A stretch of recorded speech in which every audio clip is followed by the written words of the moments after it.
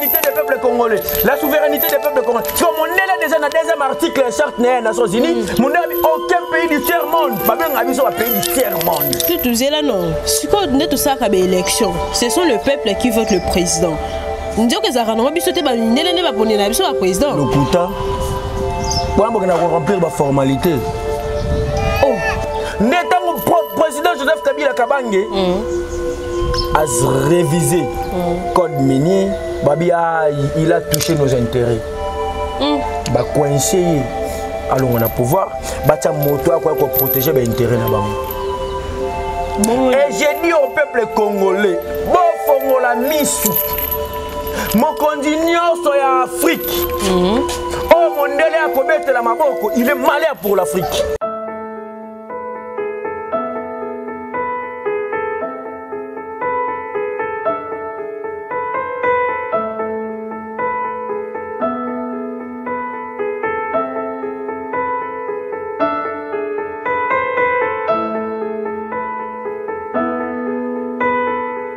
Chercher les informations à la source, c'est notre passion. Vous informer aussi, c'est notre devoir. Mesdames et messieurs, je vous dis bonjour, bonsoir. Ça dépend de l'heure à laquelle vous aurez l'occasion de suivre cette très belle émission présentée par votre humble servante communément appelée Blancy Casimiro de la presse congolaise. Si je suis là, je ferme de gauche et à droite, personne d'autre passe. Je profite de vous dire que non...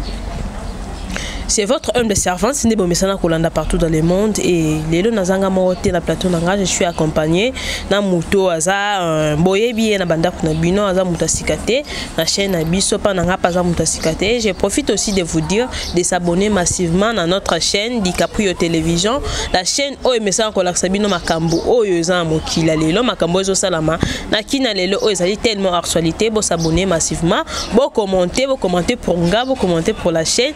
Donc qu'on répondre à bino bo ça n'a pété ko aimer ko partager plus de partage et ça le rabiso tellement bien ba fidèle internaute na biso. Aujourd'hui quand on a vu na zanga moroté avec l'invité, nous allons parler makambo ezali actualité c'est basé trop na politique pour la politique pesa actualité to le bel actualité ce qui mboka ezotambola bien mais oh dozo mona mboka ezotambola susu bien sans plus tarder je dirais à Montréal à Fongolanga. Et na kopesa invité nanga déjà mbote maman mopanji sango ya ekolo boni santé papa sinon nzambe azo sala grâce et bongo bino nga kuna ko tuno santé biso tozana biso au calme mais na moni osusu na ba chaîne boy y a un problème ou quoi moni ba oza lié na ba chaîne na makolo mon nga vraiment na makolo ba kangio vraiment on est en prison on la bolo kotoni.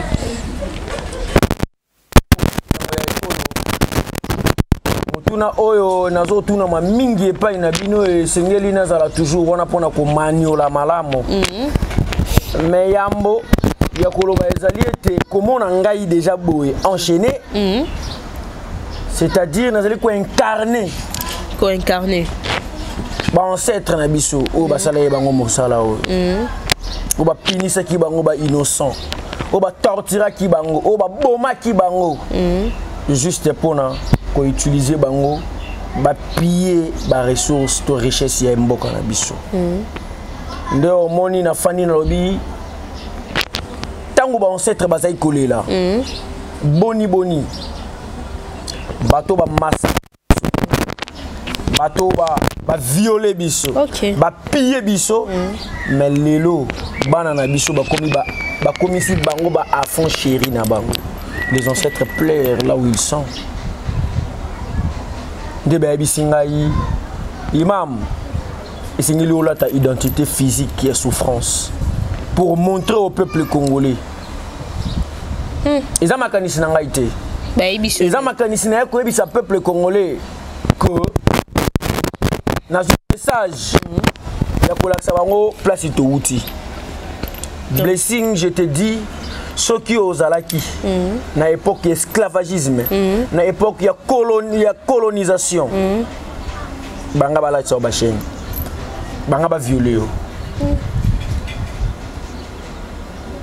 parce que ngai nazali demi nazali ndambo ba bango boy ozali ndambo to uti kuna.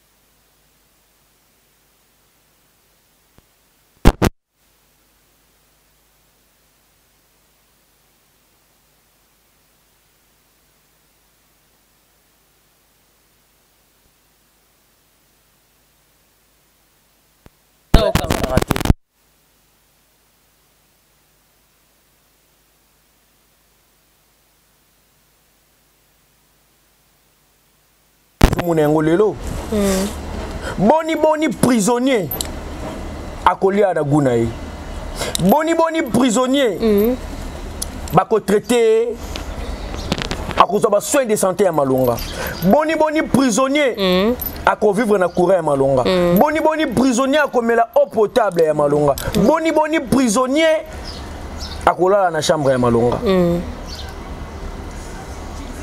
comparatif il y a vie pardon prisonnière na vie à liberté. On a tous compris que les Congolais ne sont pas libres. Libres. On est tous des prisonniers. En esclaves. Voilà. Ndena lobi non peuple congolais. Bato to kanisi bazoya pour na intérêt na biso lukuta. Ata mokolo moko te mondele. O ba bengi impérialiste. Akwa ko pesa biso to ko apporter solution na mboka na biso. Ata mokolo moko te. Là je vous dis sincèrement. Parce que bangonde babomi, bangonde bapiye pour tous se retrouver na pas surtout za ene yango lelo. Et c'est les pesa batukanda, c'est révoltant. Boni blessing moto ayina kata ndako na bino. Azui maman na bino a violé. Ah, pas si bien. Azui ba sœur na ya basi a violé bango. Et non seulement ko violé bango a tiki bango bongo, abadi ko kata bango mitou. Assis ko kata bango mitou, azui papa na bino akati maboko. Si ma okati maboko azui maboko wana akausi. Ale batina ba conteneur équipe roi Baudouin. Pas ça non nini. Maboko batu na mitou abatu. Mais bande ko tangati. Donc roi Baudouin peut-être qui na ba notable na yi. Maman ça fait mal. Peuple congolais comprend. Roi Baudouin afin na royauté na yi. Aofanda bazoela emitu ya maboko ya batu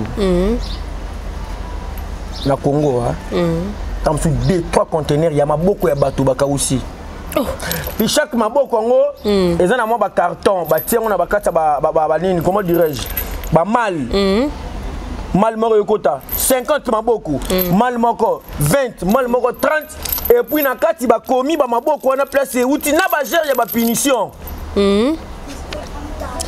na Kinshasa tokataki 60 maboko maboko ngo 1 2 batangeli 60 batie mopandi po bakokisa ki prix bakokisa ki nombre de kilos à caoutchouc te totinda ki bango na Beni tokataki 75 bakonte bango bakokisa ki te 1 2 3 bakonte bazongisi wana batie caché tala niveau to uti tala niveau to uti mama nanga ko ne batu wana lelo bana na bango bato balukela ki biso malheur bato ba désorienter culture congolaise allez bana bango le to comme si bango ba enfant chéri tala Maïka Mère ndoki numéro 1 mboka oyo nani Maïka Mère ambassadeur aux États-Unis. OK Nde akomi camarade ya président na biso nde akomi camarade ya papa Mbosso président Assemblée nationale la commission Mbosso aux deuxième personnalité de la République et regardez aussi votre âge ntingi pour la zolo bano matin midi soir gestion la bonne politique nini okotique là okolégué na génération future Mbosso Salina Kasavubu Mbosso travaille na Mobutu Mbosso travaille na Kabila le père Mbosso travaille na Kabila fils Mbosso travaille na Tshisekedi Azakaka papa je ne suis pas sûr Mbosso za na mokili encore 50 ans mais qu'est-ce que vous allez léguer mais nini bokotika la génération future Tala Lumumba a fait l'exploit et alors vous vous faites seulement l'argent de la République la bien matériel mangez seulement l'argent et vous ne partirez pas avec ça vous ne partirez pas avec ça papa vous avez peur de la mort car tout âme goûtera la mort mais bayebi ceux qui américain koloba vérité américain côté ma baobumae njoto ezali nini njoto et après vous vous prenez pour un chrétien si c'est vrai vous aimez Jésus Avant mon aïe. Ah, tout. Mais comment vous avez peur de la mort? Comment vous avez peur de la mort au moment où moto a kokuta narana nzambe te soki akufite? Qu'est-ce que c'est un âge mort donc il y a naturel et âge vous a âge né. Au sali vie, au sali nyo soto ko keso nzili wa nzambe yo kei. Bon on kufa ba problème ba qui t'a dit ça? Na mokil na paradis fait ça malamu enfant des arbres. Parce que nyimbo so kufa ni na mboka. Non habite que mbo so akufa. Je n'ai pas dit ça. Na lobi que ils ont peur ba papa on a tout ya mikolo. Ils ont tout. Na bi bango tout. Ozi Bahati, président nini ya Sénat. Ozi ba vewana kaka nyonso, ba vewana nyonso. Ba bangaliwa. Ils ont peur de la mort. Mais tant on a ta chaîne nous. Ezaki signe nini. Ya ko ebisa ba o ba kangi bango ba chaîne te si soki bo meki to kango ba chaîne. Tu retournes dans les travaux forcés. C'est que font ça la nengue professeur na yo a mondele à lobby. Atindio. Car le président de la République, quand il a eu le pouvoir, il a trouvé un écosystème de problèmes politiques bien établi par l'Occident. Système colonial que vous tous vous allez suivre. Binona sobola nanzela o. Moto ko tenga mazate. Ba intérêt à Europe na ba intérêt à Amérique na Congo moto ko touchango azate. Netango président Joseph Kabila Kabange a révisé code minier. Babia il a touché nos intérêts. Ba coincé allons on a pouvoir.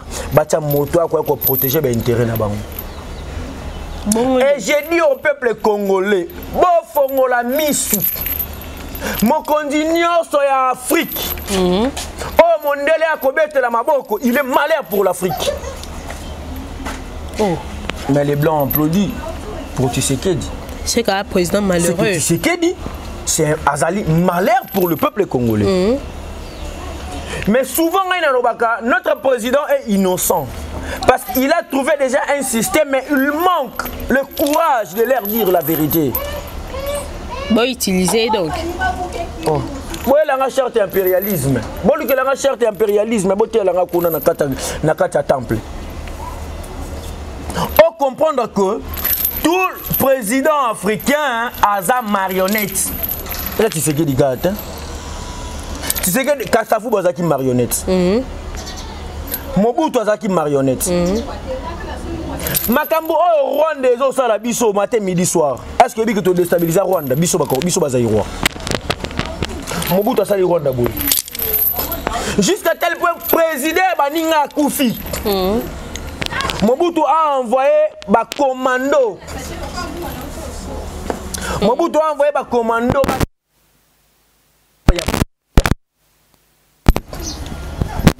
Combien de fois Mobutu était fort? Parce qu'il s'est donné aux Français pour la sécurité. Mobutu a déstabilisé Angola pendant 26 ans de guerre. Mobutu a fait l'Angola. Pourquoi? Parce que Mobutu gardait les intérêts des impérialistes. Quand Mobutu a compris, non, bateau bazoko sabiso. Belgique na France. Babou Manarate. Jamais. Allemagne, Angleterre, Babou Manarate. Bolingo.com. Mobutu a eu le courage de savoir la vérité en face. On a commencé, il y a coincé Mobutu jusqu'à tel point, Babingani n'a pouvoir. C'est comme ça, si il est derrière ça, la première vidéo. Oh, les alliés. Charte a été élaborée à Washington pendant la traite négrière. Tant que vous sommes biso, tant que vous avez par force dans la chaîne, vous avez des travaux forcés pour piller les ressources naturelles. Il y a biso moko. Maman blessing tout ça dans la nationalité congolaise. Nous avons passé biso par sa propre volonté parfaite. Est-ce que Kobuta ma congolaise est l'issou? Basale babilo on a bango oyo nyonso. Ensuite, discrètement négocié à la conférence de Berlin en 1885. Pendant que les puissances occidentales se partageaient l'Afrique,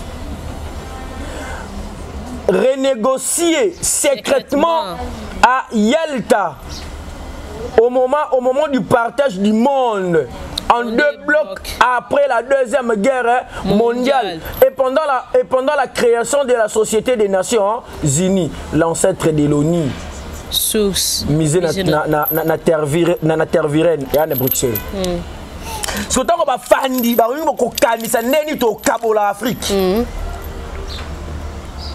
Bino bozo Congo, mono kabola ba no biloko, o lambi. Yo tili papa 4 misuni, tili papa 2 misuni. Ndenge mindele ba fanga ki na 1885, ba neni to kabola Afrique.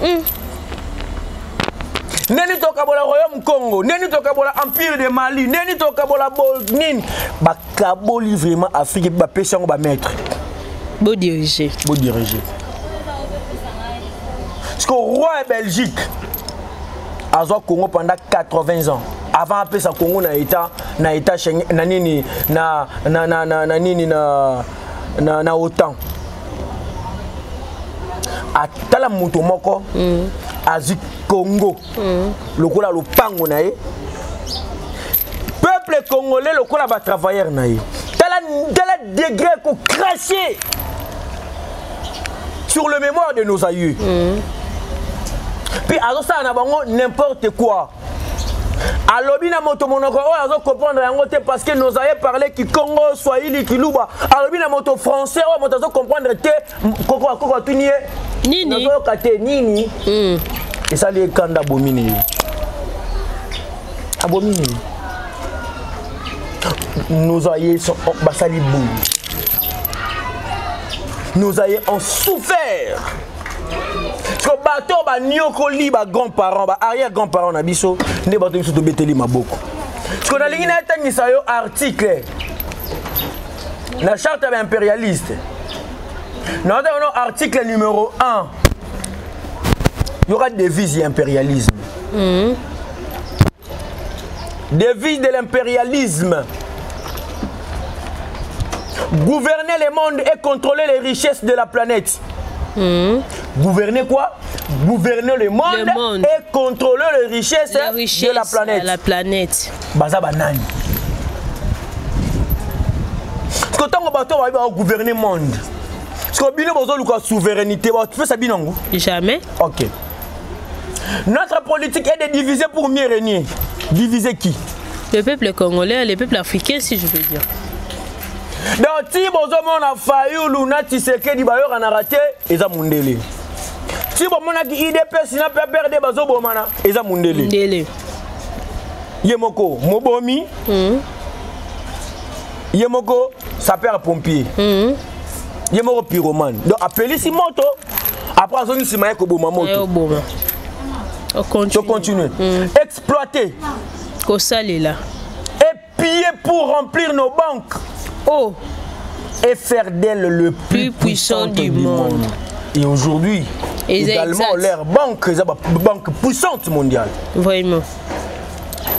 Article 2. Aucun pays du tiers-monde ne constitue un État souverain et indépendant. Natindi peuple congolais abana otala ba discours ya Tshisekedi depuis abana otala discours tilelo. Ba miselanga deux mots na kata ba discours na ye. La souveraineté. Ah? Exacté. Ah? Exacté. Mais allez contrôler. Nous sommes un peuple souverain.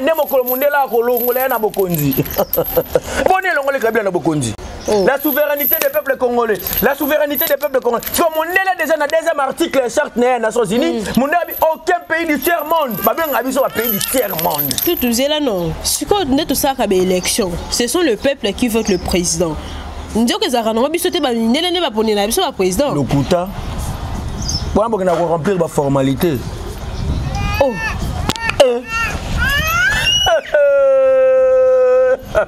Maman, yo rani siom to voter Tshisekedi. Ba bibi son to. Yo rani siom to voter Kabila. Si. Bisoté. Parce que bon Mobutu ce qu'on doit sala ngote pour. Mobutu a sala élection, yemoko candidat na ba candidat néant. Parce que minde longo basala wa. Droit de l'homme en haut, ils allaient à Wap. Bani la biso no article. État de droit en haut, ils allaient à Wap. Article D lobby non. Article D lobby aucun pays du tiers monde. Bien sûr, pays du tiers monde. Aucun pays du tiers monde ne constitue un État souverain et indépendant. Tout ça ben indépendant jusqu'au jour. C'est l'indépendance auto-fête le 30 juin indépendance. Il y a l'Okuta. Ceux qui paient mot au fatia le bien à l'ongoué. À l'ongoué beaucoup. Non seulement je suis clair devant la caméra, maman. Oh. Mon colo Kabila Ozaki. Quand il s'appelle peuple congolais, le Congo. Peuple congolais, azaï n'importe quel peuple était. Voilà, je profite déjà de dire à nos téléspectateurs pas de déjà deux mots au lobby qui est un discours à fâcher. Ce besoin beaucoup mais la biso, beaucoup mais la biso dans les commentaires ce besoin d'ango. Il y aura sur article 4. Tous les pays du tiers monde sont divisables. Divisables. Et leurs frontières déplaçables. Selon qui? Selon notre volonté. Donc, qui sont les blancs? Il y a Bango. Leur volonté. Mettons tout ça la marche liboso des Nations Unies, mokona mataki na mituka na bango liboso ya Union européenne. Na siège na bango na Gombe. Vous avez balancé les images. On doit avoir image on to balancer Montréal au la biso. Et puis René ezaki nini? Ni. René ezalaki ba bisa peuple congolais. Peuple congolais. Superficie to pesa kayo. Tango to kabola Afrique. Afrique. Ezaki superficie moko provisoire. Oh. Est-ce que biki ba Rwanda ba nga basala mundela nga sala royaume entre Rwanda na Congo. Entre Rwanda na Congo frontière moko ya muke. Royaume ima. C'est-à-dire ba ozwa Goma. Et Goma mboka na bango. Mboka eza Goma comme le royaume moko boye. Hein, eza ba Rwanda te eza ba Congolais te. Donc on dirait sous-titel moko boye mundele a diriger. Pourquoi ba ponika Goma? Pourquoi ba ponika à Beni? Eza la richesse ebele kuna. Merci maman. Pourquoi révéler ça la manaba nous na ba Congo te? Parce qu'on a ba Congo. Pourquoi qu'on ça la marque? Mais pourquoi le peuple congolais a qu'on comprendre te? Bato ba bi que Moussa na biso ezali ko contrôler richesse ya mokili. Et oui Congolais aura combien de richesse mboka na? Un tiers te beau. Combien? Sur un autre temps Congolais ba olela. Amérique aura combien? Europe aura combien? Mais bon, je na biso moko. Ya biso moko. Les Américains sont kati, les Français sont kati. Mais bon, on est comme si on une puissance mondiale. C'est le Congo et l'Afrique. C'est le Congo et l'Afrique. Et puis l'Afrique s'est développée jusqu'au jour d'aujourd'hui. Les Congo ont appelé ça Afrique en retard. Le peuple congolais a été distrait dans la démarche. Il y a moi aussi. Le peuple congolais a été distrait dans l'alcool, dans la boîte de nuit. Na matia Real na Barcelone en oubliant que ba millions de dollars ya ba joueur ba Cristiano ba Ronaldo ça qui ba naninga kuna ba bangote et faut na ba banque na bango ba banque na bango des ont financé ba rébellion est mboka na biso rébellion est mboka na biso des ont violé les ont boma ba congolais pour piller nos ressources naturelles et congolais tellement rapport na betre ba tona maboku regarde combien de fois peuple congolais a ignorant. N'habite ignorance sur le peuple congolais n'a bien gagné combonine. De photo que la. Mais est-ce que votre baïe ba cause à la ignorance? Mais il n'y a pas l'information et désinformation. Tant que ba conduit to mettre la maboko ba link ça peuple vérité. Ngane na lo baboué. Na za na projet ya liwa. On veut ba outi quoi enlever nga place ba memanga izaka nzambe. Là on connaît, là on sait. Parce que même on a tellement na mokina bara moto banga liwa eza moto no comprendre. Donc yo c'est là no ka liwa. Nga comment c'est là liwa. Mais est-ce que tu as déjà compris que non batu surtout ba ça ka lutte. Ya makambo ba kufaka mais on continuer ka lutte. Mieux vaut mourir tête haute que de vivre en esclavagisme. Boni boni nganda ko na ngai yo voisin oya roboti tela nga mwasi na ndako na ngai. E baninde ni. Et c'est ça que les peuples congolais ba osala. Bato azo piller ba ressources naturelles ya bato de betela bango maboko. Monisco fa ko ta makambo yo. Zelo Monisco rôle ya Monisco na mboko. Tan article. On a signé des chartes impérialisme. Maman, je suis prêt à mourir pour ma nation.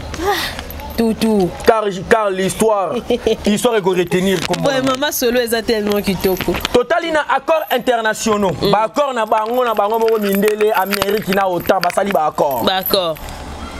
Article 24, il y a charte des Nations Unies. Balobi nini? Babi Les résolutions de l'ONU, il y aura la résolution de l'ONU, sont des textes qui nous donnent les droits et les moyens de frapper, de tuer et de détruire les pays dont les dirigeants et le peuple qui refusent de se soumettre à nos injonctions. Oh. Sous la couverture des résolutions du Conseil de sécurité de l'ONU. Tout le bas non, c'est là non. Makamba otanye est tellement capital. Ah, Nzambe Nangai, Dieu de nos ancêtres. Les Congolais de Kimbangu, les Congolais de Lumumba, les Kimpavita, l'Afrique de Kwame Nkrumah, l'Afrique de Thomas Sankara. Tout. Makambo tangi est tellement touchant. Est-ce que le président a mis sur l'autorité, a mis sur le dirigeant, a mis sur ils sont tous au courant. Mais ils ont peur de la mort. Maman, bazo bangande liwa.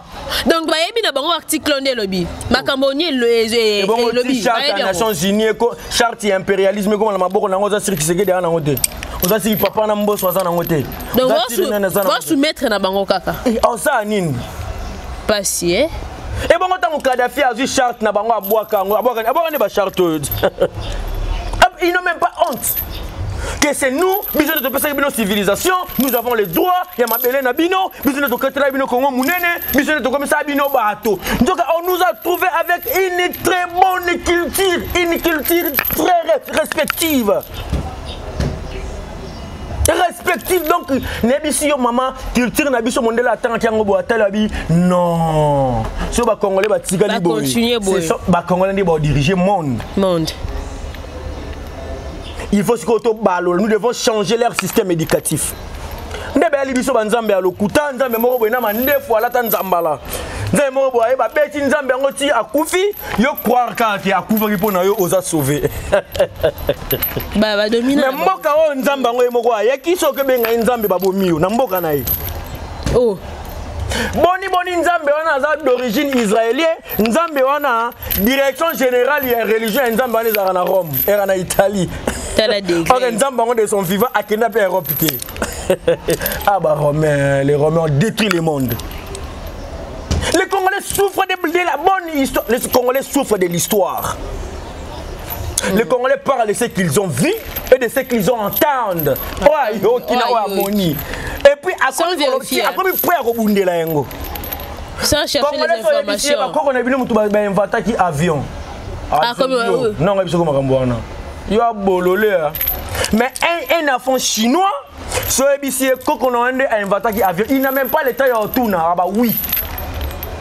Comme il bête, il rappelle solo. Chinois, quand on a inventé Moutouka, oui, c'est nos aïeux. Mais chez les Congolais, c'est le contraire. Il y a un peu c'est un problème de notre pays. En oubliant que lui aussi il était jeune comme toi. C'est la culture occidentale. Tu peux imaginer, papa et maman n'ont pas fait l'écran.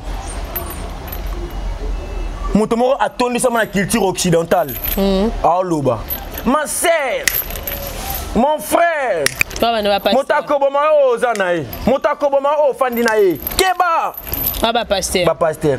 Parce que moi sois faible. Pour mon pembe ni za mobali. Mobali pas faible. Oh moi si bana pe oh papa papa oh bana. Mais quel genre de prédication. C'est la prédication dans le encore plus loin que montazo kangayo nani maman na so akangaka makolote point on na obima. C'est la question qu'on se pose. Culture occidentale.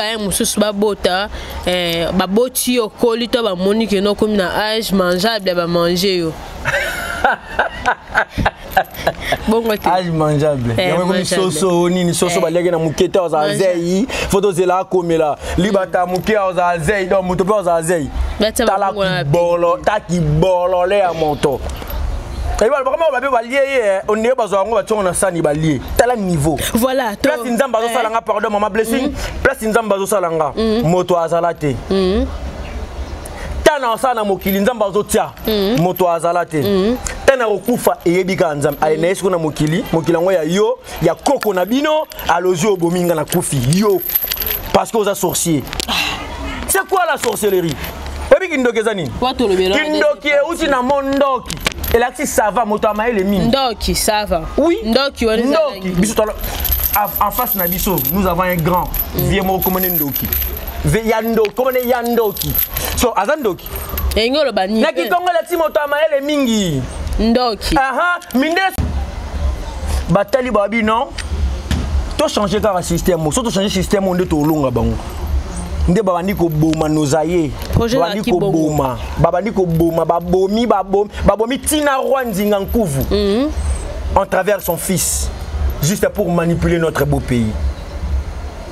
Nde baké ko élaborer charte oyo pona ko nyoko la Afrique. Voilà, est-ce que tu vois oni oyo mosana ngo ezai nini mindele babi non, il faut que ça la branche moko boye à travers branche wana Torobanda Roboma, tout bando télémela biso. Biso. Copier. Juste pour na banini, pour na lokumu ya mboka na biso.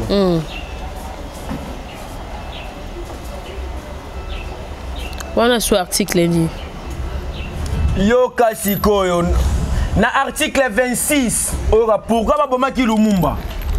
Pourquoi Tshisekedi babangaka ba diriger mboka babangaka ko ebisa peuple vérité que mon ennemi a peuple eza dango ba opposé mboka te eza mundele mundele ne sortir tanga no article notre règle d'or règle valeur on va protéger kana on va imposer la kabaka parce qu'on a bien une règle d'or tu as bien nini na bien une règle front. Donc règle la frontaka. Règle front et puis front matière frontité. Nini. Ba matière mo weza ba salita ma bende. Et malami tuka. OK. Ba front ba na mingi ya bitrayi ba ebiango. So ba bengi ya ba règle d'or. Nga sikoto mponga na révision na lingana. Kala tête au distribuer on peuple congolais nyonso. Nga na benga règle front. Je suis prêt à mourir pour la nation. Car l'ère Jésus, si c'est vrai Azadier, l'ère Jésus était venu pour se sacrifier. Tu as besoin na yo tika makambwana. Tu as besoin de makasi. Tangela biso do article. Ah, jina na oza ajilu mumba kufa. Siko ngola na Lububa. Ah? Hollandais. Mais bon, Nzambe atindi moto à défendre moto. Nzambe atindi moto à na service ya moto. Parce que moto ne lokola ami ebité. Ne moto a commis rebelle ya vie na yemoko. Moto moko te na mokili akosala pour intérêt na. Si mano article na va to chiter na. O gagner 100 000, moi si agolé 50 000, bana balé 30 000. Tam sou Colombo aller 20 000. C'est ça création ya moto. Notre règle d'or est la liquidation physique des leaders et dirigeants nationalistes du tiers-monde. Baba ça s'appelle tiers-monde dans ce cas. Baba ngaibiso tiers-monde. Parce que Mobutu babomi si Mobutu pour ebise bango le Congo est un pays du tiers-monde. Aboyango. Dans la discours des Nations Unies en 73.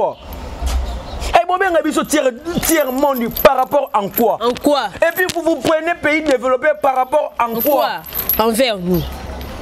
Culture nabino et pour là. Biso ba valeur na biso bo détourner. Pour botonga bandaka milai na ba autoroute ya milai na mituke bene bobi bo développer. Mobutu tanga beti bango déjà pour Mobutu de babandi ko coincer pouvoir ya Mobutu ti balongole na pouvoir. Mais Mobutu a pesé bango confiance, ba sécuriser qui est Mobutu na yena bango ba déstabiliser Angola. Ba sali Eduardo Santos Boye. Article. Ba président la biso c'est que ça mama kasi donc babanga na ba. Yebisanga okolinga ba président za la nationaliste pour ba boma Ce que dia sanduko mibe sanduko déjà bimi kala te bobi sous bozo partager ngo ba bato mo te révéler secret ça caché. Token article 25 oyezo le lisaranga matin midi soir. Mama Blessing. Notre devoir est de maintenir l'Afrique et d'autres pays du monde dans le sous-développement. So, moto tu serais bateau tu serais dans un matin là avion matin midi soir que ba na investisseur baya mboka se développer déjà bango ba na règle na bango moko boyeke et de maintenir l'Afrique et d'autres pays du monde dans le sous-développement. Bonjour. On est toujours enchaîné. Et pourquoi vous en refusez? Bobo et on est tous enchaînés.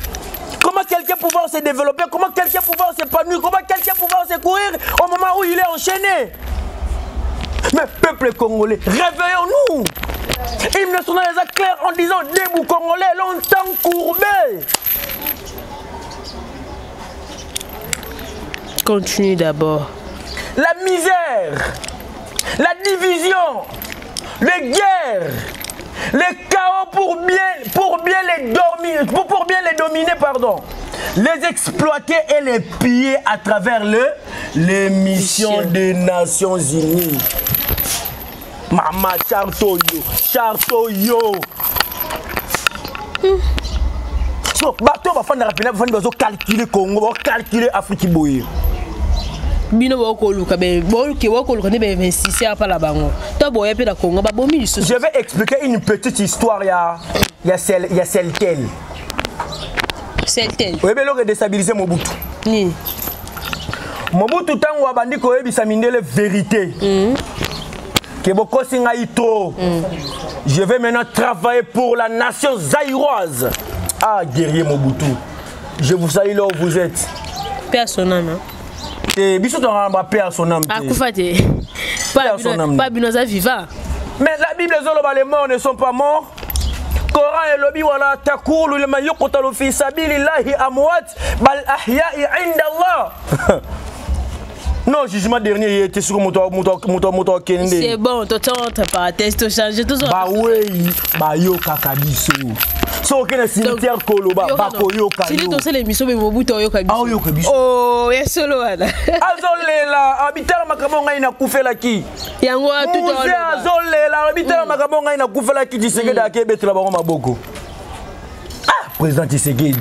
Carlo Benayo fandi 32 ans de pour 32 ans ya lit na maboka papa na yo. Mambo so le ngoyo, même pas honte. Ezaki na messe mo comme ezalaki Didier Miko Seltel. Didier Miko Seltel.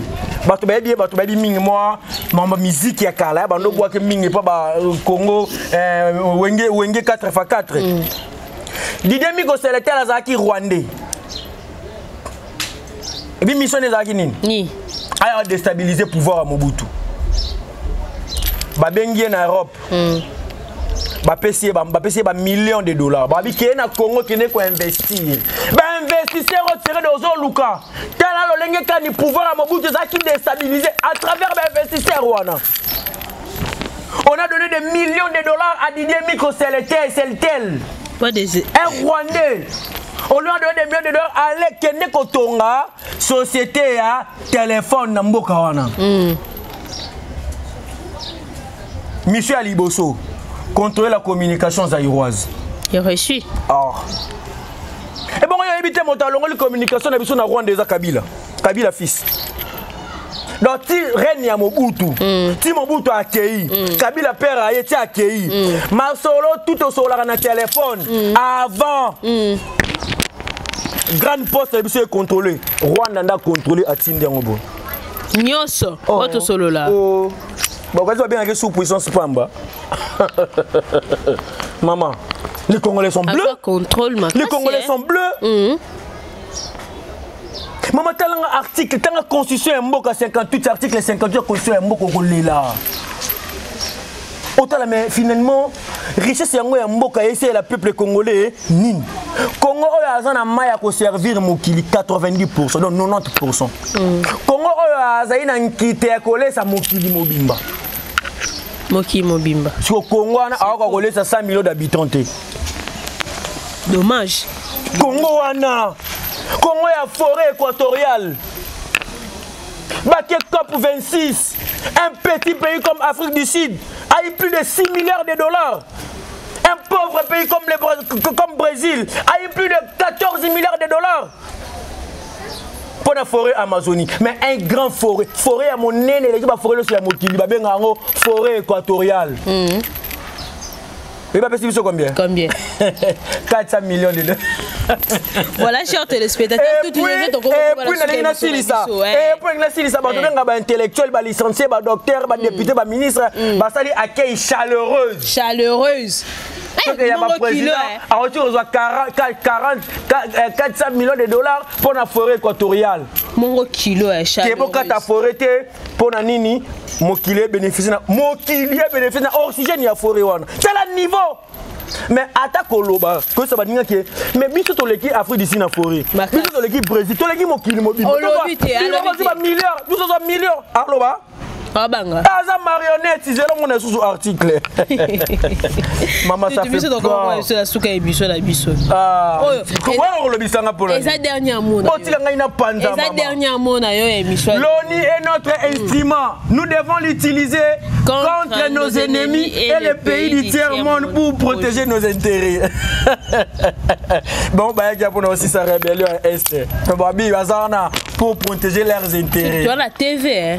Non, moi, ça c'est mes missions. Après, missions, bah, yo, bon, pamba. Ngai kokufa. Na linga kokufa makasi. Tellement linga nzambe mingi, hein? Parce qu'on a un d'accord, il faut avoir un corps incorruptible comme le Coran déclare. Nanzoto na mona nzambe te. Faut kufa po bude. Oh, na fanda na nganga numéro 53 et pas na fanda na Lemba avenue Lumene numéro 26, Lemba foire. On peut s'adresser. Na peut s'adresse. Venez me voir. Maman. Peur de quoi? Ngapi na Mustafa. Allez, après yo bomino nzoto. Molimo ezongi na père tata. Et puis tinzamba permettre bino boya ko bomanga. Bo corrompre nzambe yango na nini? Question mark. Tout dernier mot dans l'émission ezali. Mon anga ya souke ezali ya peuple congolais. Je ne suis pas contre le pouvoir en place. Mais je suis pour défendre la vérité. Et puis quand il sa président, peut-être son entourage va avoir temps pour expliquer la vérité. À mon côté Europe à cause ça pour l'intérêt à Afrique. À mon côté Amérique à cause travail pour l'intérêt de l'Afrique.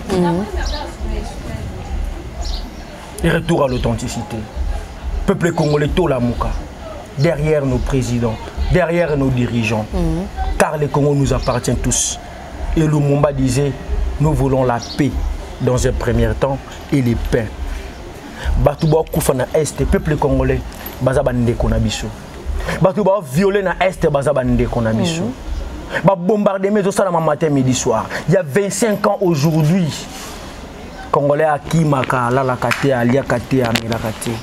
Pour nous, tu commis enchaîné. Pour nous, commis prisonnier. Et là, quand ils rendent Bisso prisonnier jusqu'au jour d'aujourd'hui, ils ont charte. Peuple congolais, partout aux alliés, Banda Litia pour défendre ma valeur culturelle Yamboka Nayo. Avec une révolution culturelle, le Congo se développera.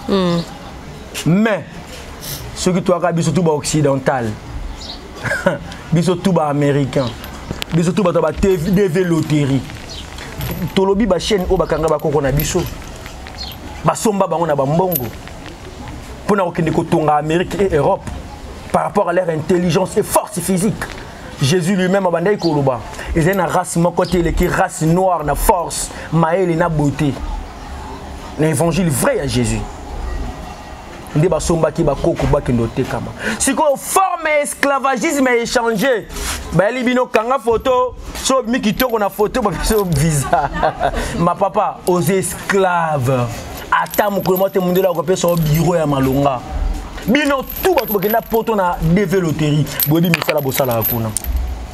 Porteur, chauffeur, mokaboli ba journaux pour na $2500 par mois. Donc nzoka mboka na biso est plus riche. Le peuple congolais. Et ça, esclavagisme a une forme modérée. C'est que vous pouvez comprendre. Bien modéré. Et je vous aime tellement. Venez tous à la lutte pour l'intérêt de notre patrie. Et je vous remercie. Voilà, chers téléspectateurs, vous étiez nombreux à nous suivre partout dans le monde. C'est pourquoi on profite de vous dire un grand merci. Bon, à l'émission, partout dans le monde, bon, commentez ceux qui vous ont la suggestion, bon, likez, bon, ça a plus de partage. Bon, cliquez sur la cloche à notification pour vous rattaquer programme Moroté à chaîne émission DiCaprio Télévision.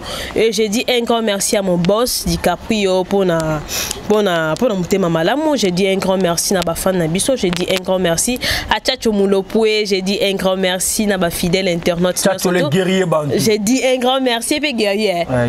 Grand plus grand merci. Tchacho. Le plus grand merci. Jamais. Il faut avoir grand colère, grand. C'est pas facile voir un jeune garçon se sacrifier pour sa nation. C'est pas aussi facile. Tchacho, plus grand merci à toi aussi, les guerriers bantous. J'ai dit un grand merci aussi à Sila Boula et c'est pourquoi je dis, so Inzamba Zoni n'a été de mon ani lobby. Bye.